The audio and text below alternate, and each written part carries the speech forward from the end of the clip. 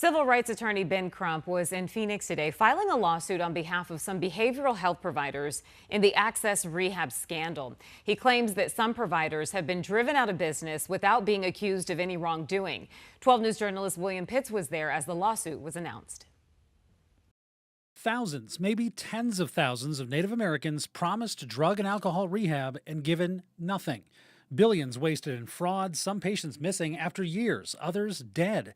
Hundreds of behavioral health providers suspended, and some providers say they were unfairly swept up with them. It was un-American what was happening to these providers. Civil rights attorney Ben Crump filed a lawsuit accusing the state of racial discrimination in how it tried to fix the problem. The lawsuit claims ACCHS cast a wide net and punished more providers than it willingly committed fraud. And the lawsuit accuses ACCHS of deliberately slowing down payments to providers who were never suspended. Some of them had to shut down. We were ignored, intentionally slow paid, and eventually received no payment at all for the services we provided. Crump claims there was a different standard for white providers than minority-owned businesses. The lawsuit represents about 80 providers who were at Tuesday's announcement. They charged them with unsubstantiated evidence as a way to take their license and try to run them out of business.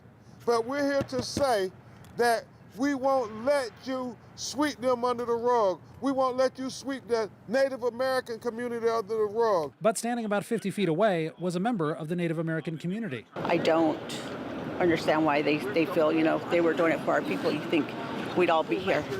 We would all be here. No. Reva Stewart has been advocating for the patients, tribal members, for years now. She says she knows some of the people who stood behind Ben Crump. They know who I am. They all wanted to talk to me and explain that we're doing this for your people. We still have people in our homes that we're not getting paid for. Your people. Speak to your tribes. Well, why was it so easy for you to bring our people into your homes and not speak to our tribes? Reva, with her signs, stayed quiet. Others did not. We are not going away.